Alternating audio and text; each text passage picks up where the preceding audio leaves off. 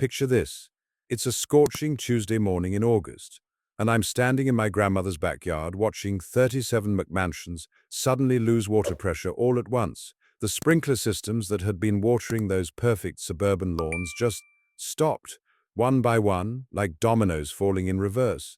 The look on Victoria Ashworth's face when she realized what was happening? Priceless.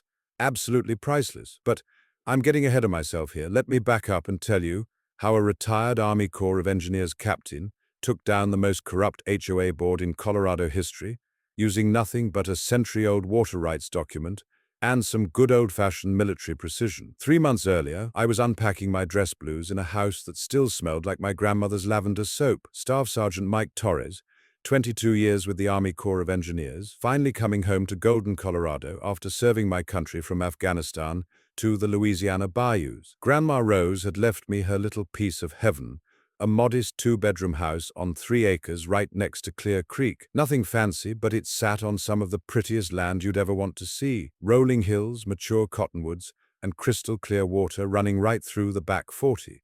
The house itself was built in 1924, solid as a rock with thick adobe walls and hand-carved wooden beams. Rose had maintained it beautifully right up until she passed at 93. The woman was tougher than army coffee and twice as strong. I remember sitting on that wraparound porch my first night back, listening to the creek bubble and watching the sunset paint the Rockies purple and gold. After 2 decades of desert deployments and hurricane relief operations, this felt like paradise. That peace lasted exactly 18 hours. Victoria Ashworth arrived at my front door at precisely 8:15 on a Wednesday morning, armed with a clipboard, a fake smile, and enough attitude to choke a horse. Picture this. A woman in her mid-50s with perfectly highlighted blonde hair, wearing what had to be a $500 tennis outfit, all white, naturally, and enough jewelry to stock a Jared's display case. She smelled like expensive perfume and entitlement. Mr. Torres, I presume. I'm Victoria Ashworth, president of the Creekside Manor Homeowners Association. Her voice had that particular tone that rich suburban women, perfect sweet as artificial sweetener, and twice as fake. I was still in my Army PT gear, having just finished my morning run. "Mom, what can I do for you?" She looked me up and down like I was something she'd scrape off her tennis shoes. "Well, we need to discuss some irregularities with your property." Now, I'd dealt with plenty of difficult people in my time. Try explaining to a Taliban commander why you need to inspect his compound, or convince a Louisiana parish that their levee system won't hold another Category 3. But something about this woman immediately set my teeth on edge. "What kind of irregularities?" Victoria consulted her clipboard with the precision of a surgeon. "Your fence is 6 inches too high according to HOA regulations. The exterior paint is an unapproved color. We require pre-approval for all color choices. And that structure in your backyard needs to be removed immediately." She was pointing at my grandmother's garden shed, the same shed that had been there since 1943, where Rose had stored her tools and canned vegetables for 7 decades. "Mom, with all due respect, my grandmother lived here for 60-plus years. I'm pretty sure that she predates your HOA by about 50 years. The fake smile never wavered. "Grandfather clauses don't apply to structures that weren't properly permitted. You have 30 days to bring everything into compliance, or we'll be forced to take legal action." She handed me a thick stack of papers and clicked away in her pristine white tennis shoes, leaving me standing there holding what felt like a declaration of war. That afternoon, I spread those HOA documents across my kitchen table like I was planning a military operation. Because in a way, I was. 22 years in the Corps had taught me that you never fight an enemy you don't understand. So I read every single page of those covenant restrictions, bylaws, and architectural guidelines, all 47 pages of pure bureaucratic torture. Here's what I learned. The Creekside Manor HOA had been established in 2018 when a developer bought up most of the land around my grandmother's property. Somehow, and this part still makes my blood boil, they'd managed to include her house in their jurisdiction, even though she'd never signed a single document agreeing to it. The monthly dues were $347. For what exactly? Maintaining a community pool that was 3 miles away and paying for landscape management that seemed to consist mostly of telling people what they couldn't plant. But here's the interesting part. Victoria Ashworth wasn't just the HOA president. Her husband, Richard Ashworth, sat on the Jefferson County Planning Commission. Her brother-in-law owned the largest residential construction company in the area, and her tennis partner, the wife of the county zoning administrator. Cozy little setup they had going. I called my old army buddy Jake Martinez, who'd gotten out 2 years before me, and was now practicing law down in Colorado Springs. "Mike, how's civilian life treating you?" "Well, Jake, seems like I traded Taliban fighters for HOA board members. Not sure which is worse." Jake laughed, but when I explained the situation, his tone got serious. "Brother, HOAs can be vicious. They've got more power than most people realize. What's your property situation like?" 3 acres, house built in 1924, sits right on Clear Creek. Grandma Rose owned it free and clear. Wait, did you say Clear Creek? Mike, do me a favor. Go dig through your grandmother's papers. Look for anything, and I mean anything, related to water rights. Properties that old sometimes have grandfather provisions that can be interesting. That night, I went through every box in Rose's attic: birth certificates, marriage licenses, recipes written in Spanish, photographs of relatives I'd never met, and then, in a manila envelope marked Important Papers, Rose Elena Torres, I found something that made my heart skip a beat. It was a water rights deed, dated September 15th, 1924.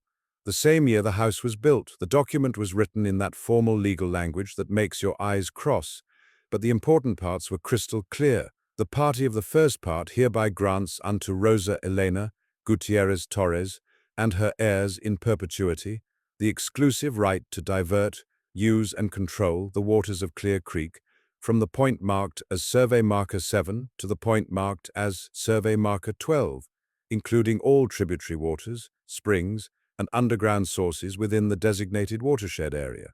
I had to read it 3 times before it sank in. My grandmother, and now I, owned the water rights to the entire section of Clear Creek that ran through this area.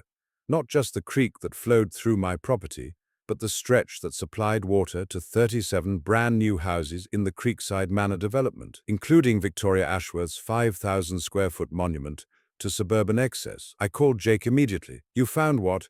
His voice went up about 3 octaves. "Water rights deed from 1924. Looks like Rose owned the rights to about 2 miles of Clear Creek." "Mike, listen to me very carefully. Don't tell anyone about this yet. Bring me that document tomorrow.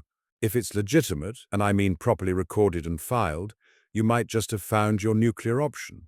I didn't sleep much that night. Instead, I sat on the porch listening to the creek flow past my property, thinking about all those fancy houses with their green lawns and filled swimming pools, all using water that technically belonged to me. Victoria didn't waste any time ramping up the pressure. The next morning, I found a certified letter in my mailbox. Notice of violation, second warning. Apparently, my failure to immediately comply with their demands was evidence of my willful disregard for community standards. The letter informed me that I now had 15 days to comply, and that the HOA board was prepared to place a lien on my property if necessary. A lien on property that had been in my family for almost a century. That afternoon, while I was replacing some rotted boards on the front porch, a Jefferson County code enforcement officer showed up. Young guy, maybe 25, looking uncomfortable in his official uniform. "Mr. Torres, I'm Officer Davidson with Jefferson County Code Enforcement. We received a complaint about unpermitted structures on your property." I wiped my hands on my jeans. "What structures would those be?" "The shed in your backyard and," he consulted his tablet, "a front porch that may not meet current setback requirements." The front porch, the same porch where my grandmother had served lemonade to neighborhood kids for 60 years. "Officer Davidson, can I ask who filed this complaint?" He looked even more uncomfortable. "I can't reveal the identity of complainants, but the report came through the HOA's Architectural Review Committee." Of course it did. I spent the next hour walking Officer Davidson around the property, showing him the original building permits I'd found in Rose's papers, explaining the history of each structure. The kid seemed reasonable enough, and by the end of our conversation, I could tell he wasn't thrilled about being used as Victoria's personal enforcement army. "Mr. Torres, between you and me, your property is grandfathered under county regulations. The structures are legal, and I'll be filing a report stating that. But what? These HOA disputes can get nasty. I'd recommend getting a lawyer involved before this escalates further." Too late for that, I thought. Jake was already reviewing the water rights deed. 2 days later, Victoria called for an emergency HOA board meeting. The agenda, posted on the community website, had exactly 1 item: enforcement action against non-compliant property owner. The meeting was held in the community center at Creekside Manor, a building that probably cost more than most people's houses.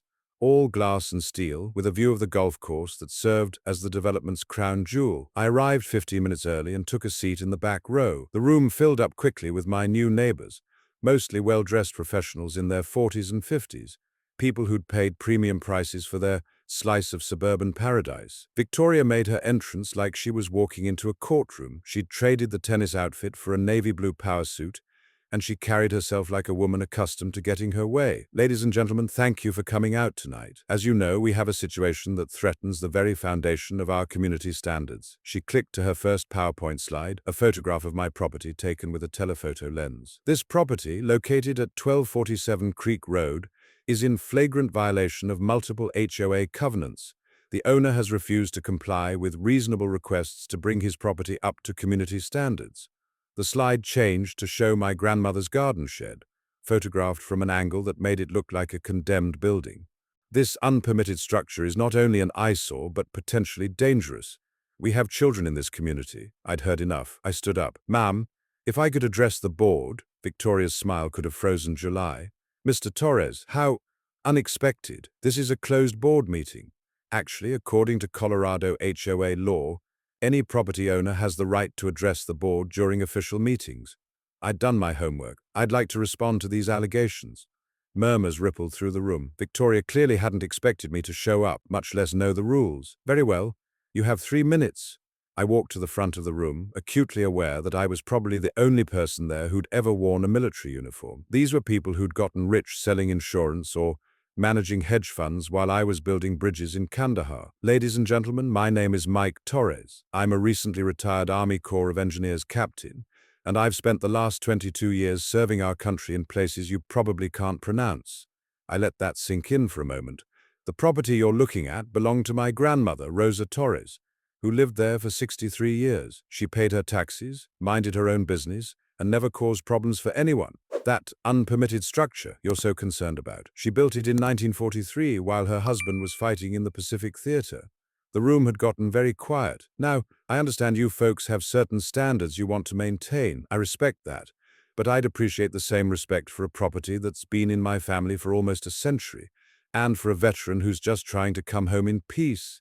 I paused and made eye contact with as many people as I could. That said, I'm happy to work with reasonable people to address any legitimate concerns. Emphasis on reasonable. Victoria was practically vibrating with rage, but she kept that fake smile plastered on. Mr. Torres, we appreciate your service, but military service doesn't exempt anyone from community standards. The violations remain, and the deadline stands. I nodded slowly. Ma'am, I understand your position. I hope you'll understand mine when the time comes. As I walked toward the exit, I heard whispers following me out. Not all of them sounded hostile. Jake called me the next morning with news about the water rights deed. Mike, this thing is rock solid. Filed with the county clerk in 1924, recorded properly, all the legal requirements met. Your grandmother owned those water rights free and clear. What exactly does that mean in practical terms? It means you have the legal right to control the flow of Clear Creek through that 2-mile stretch. Now, there are environmental regulations to consider. And you can't just shut off the water completely without going through proper channels, but I could hear the grin in his voice. But what, Jake? But you can certainly exercise your rights to inspect and maintain your water infrastructure. And if that requires temporarily diverting the flow for repairs or improvements, well, that's your prerogative as the rights holder. How temporarily are we talking? Could be a few hours, could be a few days. Depends on the scope of the work. After I hung up, I took a long walk along the creek, following its path through my property and into the Creekside Manor development. Engineering eyes see things differently than civilian eyes, and I was seeing all sorts of interesting details. The developer had been clever about water management. They'd built an intake system about a quarter-mile downstream from my property line, where the creek made a natural bend. From there, they pumped water to fill the artificial lake that served as the development's centerpiece, and from the lake, they distributed water to all the houses for irrigation and the community pool. Ingenious system, very efficient, also completely dependent on the continuous flow of Clear Creek. I made some calls to my old contacts at the Corps. Tim Bradley was now working as a private consultant for water rights disputes, exactly the kind of expertise I needed. Mike Torres Heard you finally escaped the green machine. What can I do for you? I explained the situation, sent him photos of the water rights deed and the creek system. Tim called back 2 hours later, and I could hear the excitement in his voice. Brother, you've got them by the short hairs. That water rights deed is airtight, and it predates everything else in the area by decades. You want my professional opinion? Those folks have been using your water without permission for 4 years. What's that worth in damages? Hard to say exactly, but we're talking about water that's been used to fill a 12-acre artificial lake, maintain 37 residential properties, and operate a community pool. In Colorado, with our water shortage issues, easily 6 figures in annual usage fees. I whistled low. And I could legally shut off their access? With proper notice and environmental impact assessment, absolutely. You'd need to file the right paperwork with the state, but yeah, it's your water. That night, I sat on my grandmother's porch with a beer and really thought about what I was considering. These were families, people with kids and mortgages, and lives to live. Did they deserve to have their water shut off because their HOA president was a tyrannical witch? Then I remembered Victoria's smile when she told me she was prepared to put a lien on my family's property. Her willingness to destroy something that had taken generations to build just to maintain her little kingdom of suburban conformity. Some battles choose you. The next morning, I drove down to the Jefferson County Clerk's office to do some research.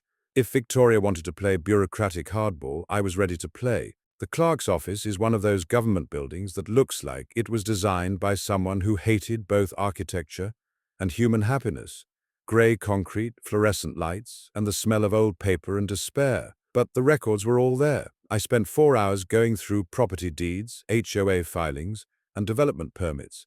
What I found would have made my old intelligence officers proud. The Creekside Manor development had been approved in 2016 by the Jefferson County Planning Commission. Richard Ashworth, Victoria's husband, had been on the commission at the time. He'd abstained from the vote, but 3 of his colleagues had approved the project unanimously.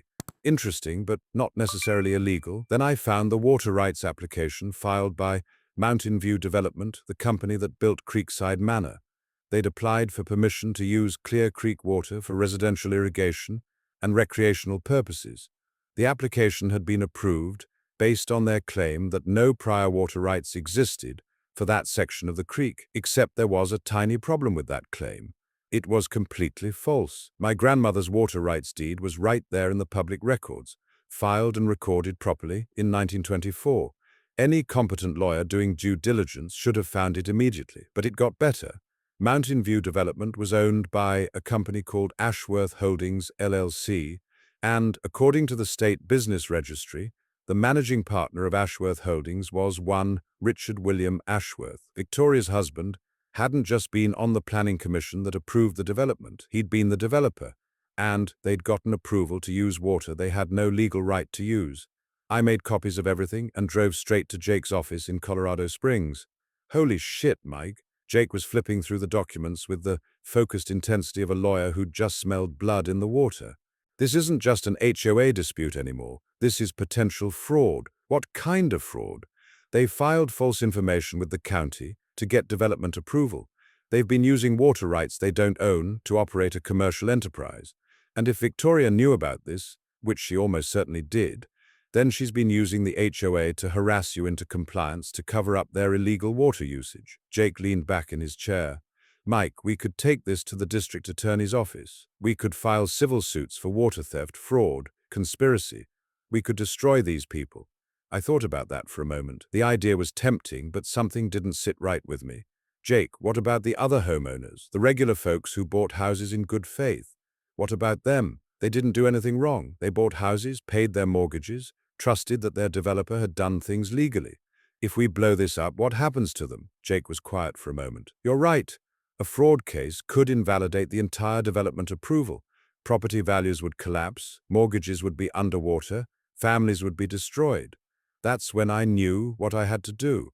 I wasn't going to destroy 36 innocent families to get revenge on Victoria Ashworth, but I was damn sure going to make her understand who she'd picked a fight with. Sun Tzu wrote that the supreme excellence is to subdue the enemy without fighting. 22 years in the army had taught me that sometimes the most effective weapon is the one you never have to use. But first, Your enemy has to know you have it. I spent the next week preparing my battlefield. Tim Bradley helped me file the proper paperwork with the Colorado Water Court to formalize my water rights claim. We also submitted a request for an environmental impact study on the Creekside Manor water usage system. Both filings were matters of public record. Jake helped me draft a letter to the Jefferson County District Attorney's Office, outlining the potential fraud issues we'd discovered. We didn't file it yet, but we made sure it was ready to go. Then I called Victoria and asked for a meeting. Mr. Torres, I hope you're calling to discuss compliance with the HOA violations. Actually, Mrs. Ashworth, I'd like to discuss a different matter entirely. I think it would be in everyone's best interest if we met in person. Something in my tone must have gotten her attention. What kind of matter? Water rights, Mrs. Ashworth? I think you'll find it very interesting. We agreed to meet at a coffee shop in downtown Golden Neutral territory. Victoria showed up exactly on time, dressed in another expensive outfit that probably cost more than my monthly military pension. She'd brought back up a thin, nervous-looking man in an expensive suit who introduced himself as the HOA's attorney. I came alone, carrying a manila folder that contained copies of everything I'd found. Mrs. Ashworth, counselor. I shook hands with both of them. Thank you for meeting with me. Victoria cut straight to the point. Mr. Torres, I hope you understand that bringing legal representation to intimidate homeowners is Mrs. Ashworth. I kept my voice calm and level. I'm not here to intimidate anyone. I'm here to share some information that I think you'll find relevant to our ongoing dispute. I opened the folder and placed a copy of my grandmother's water rights deed on the table. This is a water rights deed filed in 1924. Granting my grandmother and her heirs exclusive rights to Clear Creek from Survey Marker 7 to Survey Marker 12. That includes the entire section of creek that runs through the Creekside Manor development. The lawyer picked up the document and started reading. I watched his face go pale. Now, I'm not a lawyer, but it seems to me that using someone else's water for 4 years without permission might create some legal complications, especially when that usage was approved based on false information filed with the county. I placed another document on the table, the water rights application filed by Mountain View Development. This application claims no prior water rights existed, but my grandmother's deed was filed and recorded properly in 1924. Any competent legal review should have found it. Victoria was staring at the documents like they were poisonous snakes. Mr. Torres, the lawyer said carefully, what exactly are you proposing? I'm not proposing anything yet. I'm simply sharing information. But I want to make sure everyone understands the situation before we move forward with any enforcement actions. I placed one more document on the table, Jake's letter to the district attorney's office. This letter outlines potential criminal fraud charges related to the development approval process. It's ready to be filed, but I wanted to have this conversation first. Victoria found her voice. This is extortion, I smiled. Ma'am, extortion would be if I demanded money or property in exchange for not filing these documents. I'm not demanding anything. I'm simply making sure everyone has all the relevant information. I stood up and gathered my papers. Mrs. Ashworth, you have my phone number. When you're ready to discuss a reasonable resolution to our HOA dispute, one that respects the rights of all parties involved, please give me a call. As I walked away, I could hear urgent whispered conversations starting behind me. Victoria called me 2 days later. Gone was the imperious tone and fake sweetness. She sounded like a woman who'd been awake for 48 hours straight. Mr. Torres, I think we may have gotten off on the wrong foot. I'd say that's accurate, Mrs. Ashworth. Perhaps we could discuss a more collaborative approach to the property issues. I let the silence stretch out for a moment. What did you have in mind? Well, clearly the HOA's architectural review process may have been overly aggressive in your case. Given your military service and your family's long history in the area, perhaps some accommodations could be made. What kind of accommodations? The fence height issue could be waived. The paint color is actually quite charming, very authentic to the period. And the garden shed, well, it does have historical character. In other words, she was prepared to drop all the HOA violations, but that wasn't enough. Mrs. Ashworth, I appreciate that offer, but I think we need to address the larger issue here.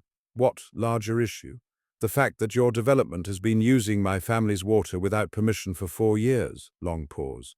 Mr. Torres, I think you may be misunderstanding the water rights situation. The development was properly approved through all legal channels. With respect, ma'am, your husband was on the planning commission that approved it, and he was also the developer who applied for it. That seems like a pretty significant conflict of interest. Another long pause.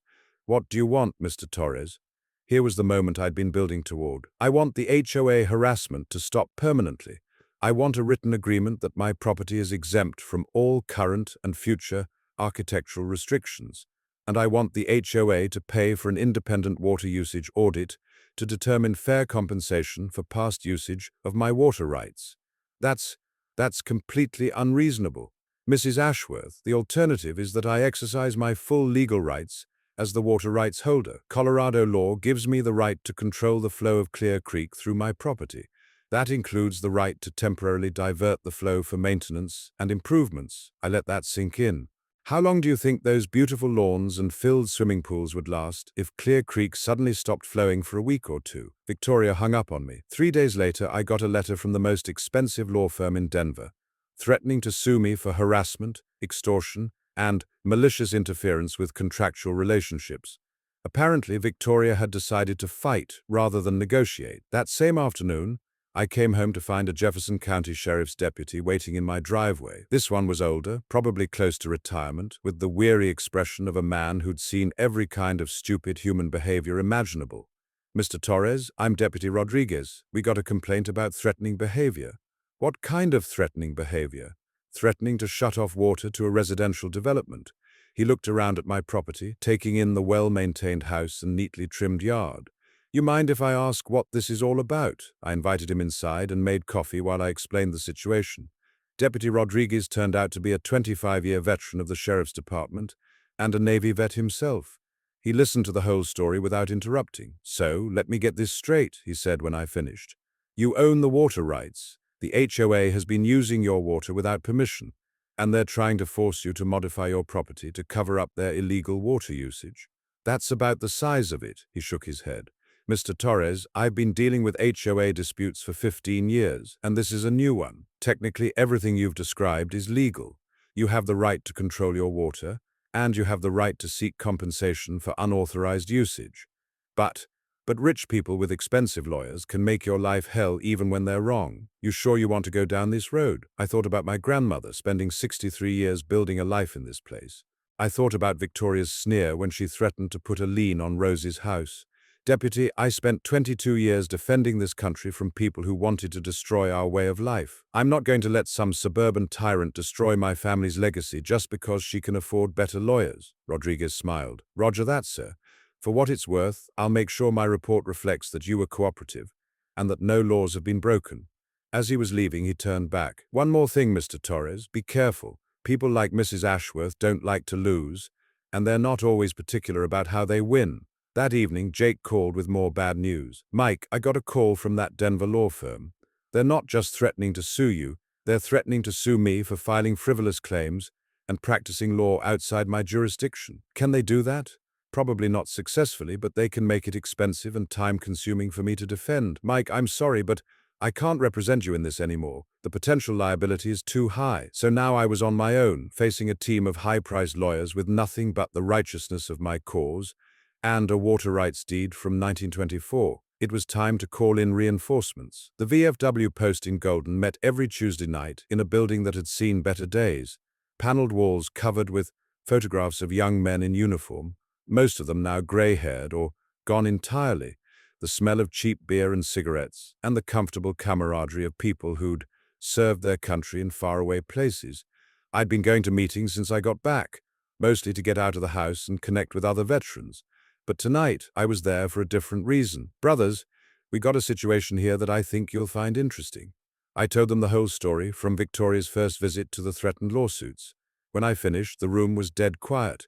Then Bill Henderson, a Vietnam vet who'd worked construction for 40 years after the war, started laughing. Son, you're telling me that some HOA princess is trying to steal a combat engineer's property to cover up her husband's crooked development deal? That's about the size of it, Bill. And she's threatening to sue you for asserting your legal rights to your own damn water? Yep, Bill looked around the room. Boys, I think we got ourselves a mission. What happened next was beautiful to watch. These old soldiers, men who'd fought in Vietnam, the Gulf War, Iraq, Afghanistan, started planning a campaign with the precision of a military operation. Tom Sawyer, a retired Air Force Master Sergeant, who'd become a paralegal after his service, offered to help with the legal research. Mike, I can't represent you in court, but I can damn sure help you understand the law. Rick Morrison, who'd done 2 tours in Iraq and now worked for the county assessor's office, volunteered to dig through public records. If there's corruption involved, there'll be a paper trail. I'll find it. And Bill Henderson, who'd helped build half the subdivisions in Jefferson County, offered something even more valuable. Mike, I know every contractor, subcontractor, and city inspector in this area. If Ashworth's development cut corners or bent rules, I'll find out about it. By the end of the night, I had a team of volunteer investigators and advisors, all unpaid, all motivated by nothing more than the desire to see a fellow veteran get a fair shake. Victoria Ashworth had made a serious tactical error. She'd assumed I was fighting alone. Over the next 2 weeks, my VFW brothers conducted an intelligence operation that would have made the CIA proud. Tom discovered that Colorado water law was even more favorable to my position than we'd initially thought. Not only did I have the right to control the creek flow, but I was entitled to monetary damages for every gallon of unauthorized usage over the past 4 years. Rick found irregularities in the development approval process that went way beyond Richard Ashworth's conflict of interest. 3 different county inspectors had signed off on construction phases that were never actually completed. Environmental impact studies had been filed that bore no resemblance to the actual development footprint, and Bill's network of construction contacts revealed the most damaging information of all. Mike, you're not going to believe this, Bill said when he called Thursday night. I talked to the guy who did the excavation work for that artificial lake. He told me they hit groundwater at 8 feet, much higher than the environmental impact study claimed. They pumped out thousands of gallons and just dumped it into the creek downstream. Is that legal? Hell no. You need permits for groundwater removal, and you sure as shit can't just dump it into a waterway without treatment. This could be an EPA violation. EPA violation? Federal case, son, which means federal jurisdiction, federal investigators, and federal prosecutors who don't give a damn how much money Victoria Ashworth's lawyers cost. I felt something click into place in my mind, the same feeling I used to get when a complex engineering problem suddenly revealed its solution. Bill, how well documented is this groundwater issue? Pretty well. The excavation contractor kept detailed logs. He's paranoid about liability issues, and there should be soil samples from the environmental testing that would show the actual water table levels. Can we get copies of those documents? Give me a few days. That weekend, I took a long walk along Clear Creek, following it from my property through the development and beyond.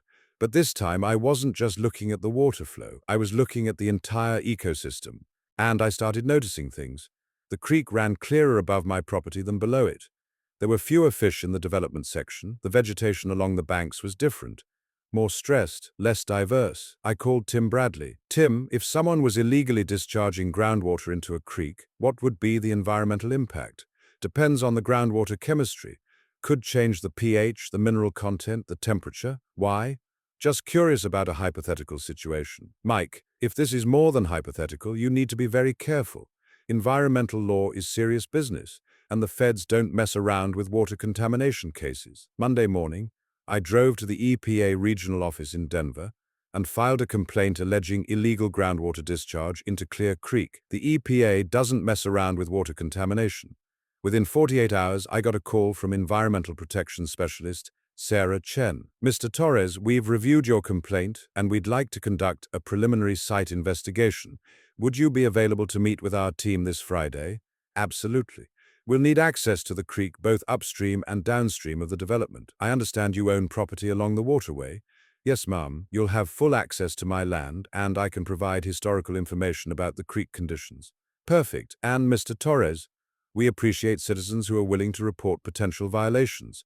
Environmental protection is everyone's responsibility. When I hung up, I realized that Victoria Ashworth's world was about to get very complicated. Friday morning at 8 a.m., 3 EPA investigators arrived at my property in a government SUV loaded with testing equipment. Sarah Chen turned out to be a no-nonsense scientist in her 30s with a PhD in environmental chemistry and zero patience for corporate bullshit. Mr. Torres, we'd like to start by getting baseline readings from the creek above the development area. Then we'll work our way downstream and document any changes. I spent the morning walking the creek with the EPA team, watching them collect water samples, measure flow rates, and photograph everything. Sarah asked detailed questions about the creek's historical conditions, fish populations, and vegetation patterns. You mentioned in your complaint that you observed changes in the creek after the development was built. Can you be more specific? The water used to run crystal clear through this whole section. Now it gets cloudier as it passes through the development. The trout population has dropped significantly. Used to be excellent fishing through here. What about plant life along the banks? I showed her areas where the native cottonwoods were showing stress signs and where invasive species were taking over sections that used to be pristine riparian habitat. By noon, the EPA team had documented everything they needed for their preliminary assessment. Mr. Torres will have initial test results within a week. If we find evidence of contamination, we'll be back for a full investigation. And if you do find contamination, Sarah's expression went hard, then someone's going to have a very expensive cleanup problem. That afternoon, I got an unexpected visitor. Richard Ashworth himself showed up at my front door, looking like a man who hadn't slept in days. Victoria's husband was in his early 60s, soft around the middle, with the pale complexion of someone who spent most of his time in boardrooms. He wore an expensive suit that couldn't hide the fact that he was scared out of his mind. "Mr. Torres, I think we need to talk." "About what, Mr. Ashworth?" "About ending this conflict before it destroys both our families." I invited him in, made coffee, and let him talk. "Look, Mike, can I call you Mike? I know Victoria came on strong with the HOA stuff. She's passionate about community standards, but this has gotten way out of hand." "How so?" "The EPA investigation, the water rights claims, the legal threats. This could ruin us." "Mr. Ashworth, I'm not trying to ruin anyone.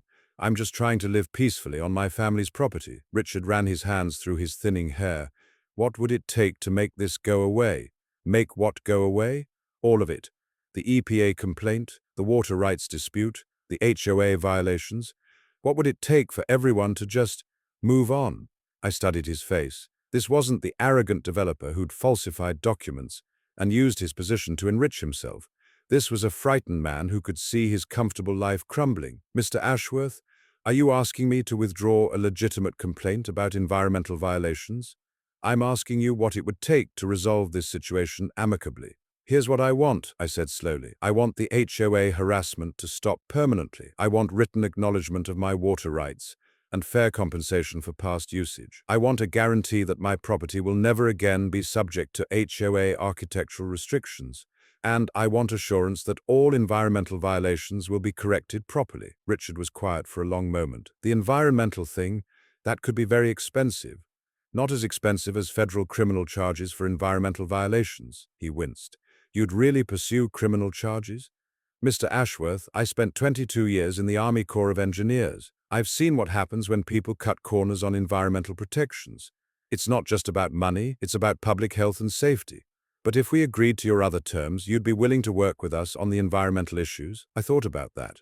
"If you're willing to hire qualified environmental contractors to assess and remediate any problems properly, and if you're willing to pay fair compensation for my water usage, then yes, I'd be willing to work with you rather than against you." For the first time since he'd arrived, Richard looked hopeful. "I need to talk to Victoria and our lawyers. But Mike, thank you for being reasonable about this."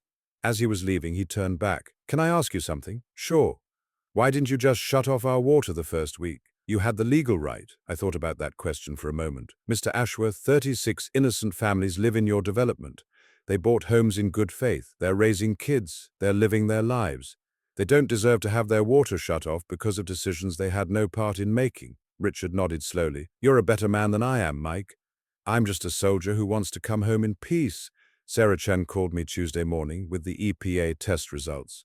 "Mr. Torres, you were right to be concerned. We found elevated mineral concentrations, pH abnormalities, and bacterial levels that indicate groundwater contamination. We're opening a full investigation under the Clean Water Act." "What does that mean practically?" "It means we'll be conducting extensive testing, requiring remediation of any contamination sources, and potentially assessing penalties for illegal discharge. Depending on what we find, this could result in federal charges." "How long does that process take?"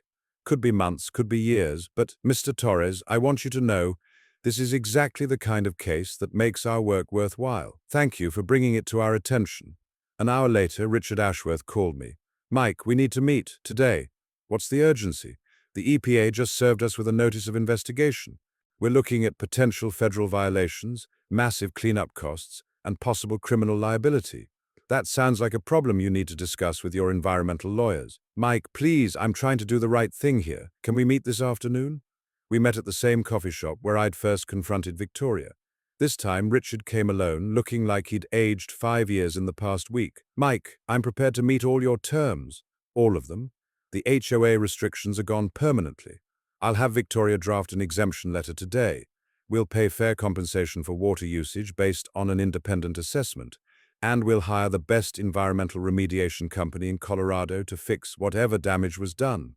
What about your wife? Richard's shoulders sagged. Victoria is stepping down as HOA president. She'll be taking an extended vacation to visit her sister in Florida while all this gets sorted out.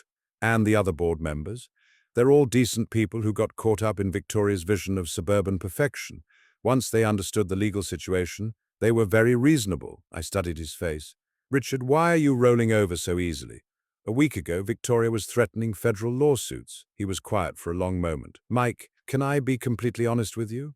I'd prefer it. When I was a young man, I served 2 years in the army. Never saw combat, never did anything heroic, but I wore the uniform. And when I got out, I swore I'd never let ambition make me forget the values the army taught me. He looked out the window at the mountains. Somewhere along the way, I lost that. I let making money become more important than doing right. I let Victoria's social ambitions drag me into cutting corners and bending rules. But seeing you stand up for what's right, even when you were outnumbered and outgunned, it reminded me who I used to be, who I still could be. I believed him. After 22 years of reading people in high-stress situations, you develop a pretty good sense of who's lying and who's telling the truth. Richard, what you did with the water rights was wrong. The environmental violations were wrong. Using the HOA to harass me was wrong. But if you're serious about making it right, then I'm willing to work with you. I'm serious, Mike. Tell me what you need. The next 3 months were a whirlwind of lawyers, environmental contractors, and paperwork. But for the first time since this whole mess started, things were moving in the right direction. The environmental remediation company discovered that the groundwater discharge had been even worse than we'd initially thought. The artificial lake had been built without proper liners, allowing contaminated water to leach into Clear Creek for 4 years. The cleanup cost Richard's company $2.3 million. The water usage audit determined that the development had used approximately $127,000 worth of water over 4 years. Richard paid me $150,000 to settle all claims and establish a proper usage agreement going forward. But the most satisfying part was watching the HOA transformation. With Victoria gone, the remaining board members, who turned out to be normal people tired of her authoritarian approach, elected a new president. Janet Morrison, a retired teacher whose husband Rick had helped me with the property research, won by a landslide on a platform of reasonable regulations and community cooperation.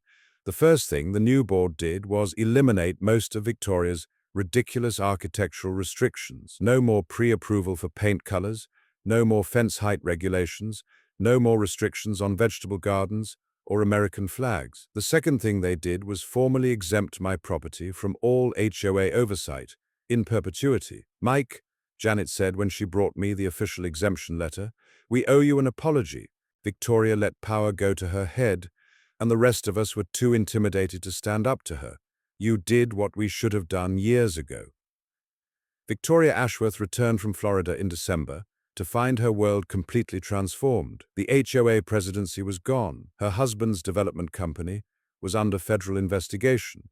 Their social standing in the community had evaporated, and their legal bills had consumed most of their savings. But the final blow came from an unexpected source. Remember Officer Davidson, the young code enforcement officer who'd investigated Victoria's bogus complaints about my property? Turns out he'd been keeping detailed records of every frivolous complaint Victoria had filed over the past 2 years. When the new county attorney took office in January, one of her first initiatives was cracking down on abuse of the code enforcement system. Victoria found herself facing misdemeanor charges for filing false reports and misusing county resources. She pled guilty and paid a $2,500 fine. More importantly, she was banned from filing any future code enforcement complaints without supporting documentation and supervisor approval. The woman who'd spent 4 years terrorizing her neighbors with bogus violation notices was officially neutered. Spring came early to Colorado that year, and Clear Creek ran clearer than it had since before the development was built. The environmental remediation had worked better than anyone expected. I was sitting on my grandmother's porch one evening in March, watching the sunset paint the mountains gold, when my phone rang. "Mike, it's Sarah Chen with the EPA. I wanted to give you a final update on the Clear Creek investigation. Good news, I hope?" "Very good news. All contamination sources have been eliminated, water quality is back to baseline levels, and the fish population is already showing signs of recovery. You should have excellent trout fishing again by next season." "What about federal charges?" "The company cooperated fully with remediation efforts and paid substantial penalties. Given that cooperation and the fact that all environmental damage has been corrected, the Justice Department decided not to pursue criminal charges. After I hung up, I took a walk along the creek. The water was running clear and cold, just like I remembered from childhood visits to Grandma Rose's house. The cottonwoods were budding, and I could see minnows darting in the shallow pools. Everything was as it should be. 6 months later, I was invited to speak at the VFW Post about the HOA conflict. Word had gotten around the veteran community about how we'd taken on suburban tyranny and won. Brothers, the most important thing I learned from this whole experience is that you're never really fighting alone. When I thought it was just me against Victoria Ashworth and her team of expensive lawyers, I was ready to give up. But when I realized I had all of you backing me up and that we were fighting for something bigger than just my property rights, everything changed." Bill Henderson raised his hand. "Mike, what would you tell other veterans facing similar situations?" "First, document everything. Keep records, take photographs, save every email and letter. Second, know your rights and understand the law. These HOA boards count on people being intimidated by bureaucratic complexity. Third, find allies. There are more reasonable people in every community than unreasonable ones, but the reasonable people often stay quiet until someone stands up first. And fourth," I added, "remember that this is America. We don't bow down to petty tyrants, whether they're wearing military uniforms in foreign countries or tennis outfits in suburban developments. The same principles we swore to defend overseas apply right here at home." Tom Sawyer stood up. "Mike, you said something earlier about fighting for something bigger than property rights. What did you mean by that?" I thought about that for a moment. "Tom, what we were really fighting for was the idea that in America, following the rules and standing up for what's right still matters. That a combat veteran shouldn't have to choose between his family's legacy and some HOA president's power trip. That people in positions of authority are accountable to the law, not above it." The room was quiet for a moment. "Brothers, Victoria Ashworth thought she could steamroll over me because I was just one guy with a modest house and a military pension. She didn't count on the fact that this one guy had spent 22 years learning how to analyze complex problems, build coalitions, and execute plans under pressure. She sure as hell didn't count on the brotherhood that exists among veterans." I looked around the room at faces weathered by decades of service and sacrifice. The skills we learned defending America overseas, courage, persistence, attention to detail, loyalty to each other, those same skills work pretty damn well defending America right here at home. 2 years later, I was working in my garden when I heard a car pull into the driveway. I looked up to see a young woman in Army ACUs getting out of a Jeep. "Excuse me, sir, are you Mike Torres?" "I am. What can I do for you, soldier?" "Sir, I'm Specialist Jennifer Martinez. I'm stationed at Fort Carson, and I heard about what you did with your HOA situation. I was wondering if I could ask your advice about a similar problem I'm having." I invited her in for coffee and listened to her story. It was depressingly familiar. Young veteran inherits family property. HOA tries to force her to sell by piling on bogus violations. Local officials show more loyalty to campaign contributors than to citizens' rights. "Sir, I can't afford the kind of lawyers those people have. I don't know what to do," I smiled. "Specialist Martinez, the first thing you need to understand is that you're not alone in this fight. The second thing is that expensive lawyers aren't nearly as intimidating when you understand the law better than they do." "How do I do that?" "Same way you learned everything else in the Army: study, prepare, and execute. But first, let me introduce you to some people who might be able to help." I called Tom Sawyer, Rick Morrison, and Bill Henderson. By the end of the week, Specialist Martinez had a full team of volunteer advisors and a battle plan that would have made General Patton proud. 3 months later, she called to tell me that her HOA had dropped all violations and agreed to leave her property alone permanently. "Sir, how can I ever repay you and the other veterans for helping me?" "Easy, Specialist. When the next young veteran calls you for help, you pass it on." 5 years have passed since Victoria Ashworth first knocked on my door with her clipboard and attitude. A lot has changed since then. The Creekside Manor development is still there, but it's a very different place now. The new HOA board focuses on actual community needs rather than petty power games. Property values have remained stable, neighbors actually talk to each other, and the community pool hosts barbecues for military families every 4th of July. Richard Ashworth rebuilt his business with a focus on sustainable development and strict environmental compliance.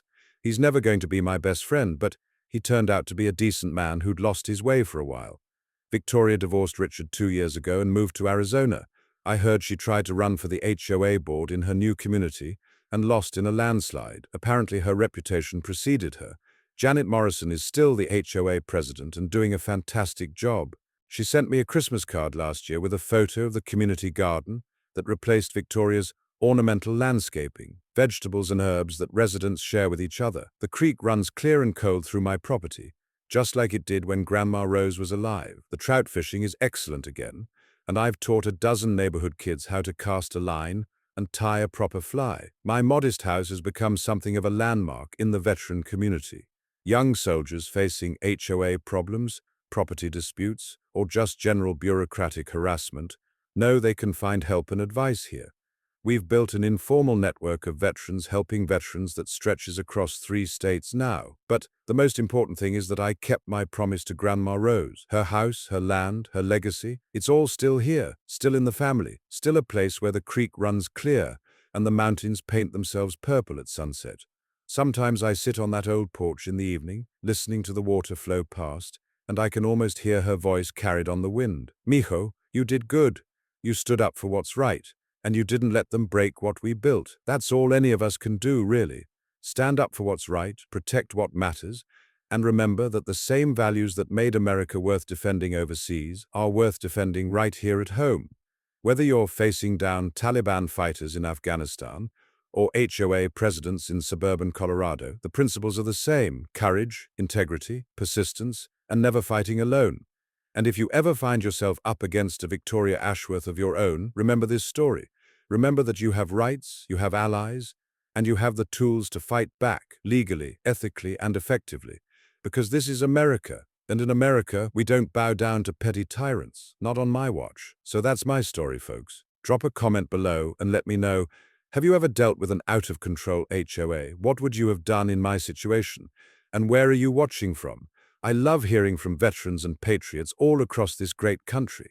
If this story helped you or inspired you, hit that like button and subscribe for more tales of Americans standing up for their rights. Next week, I'll be telling you about how a Marine Corps logistics officer took down a corrupt city council using nothing but public records requests and a thorough understanding of municipal finance law. Remember, they can only push you around if you let them. Stay strong, stay free, and God bless America.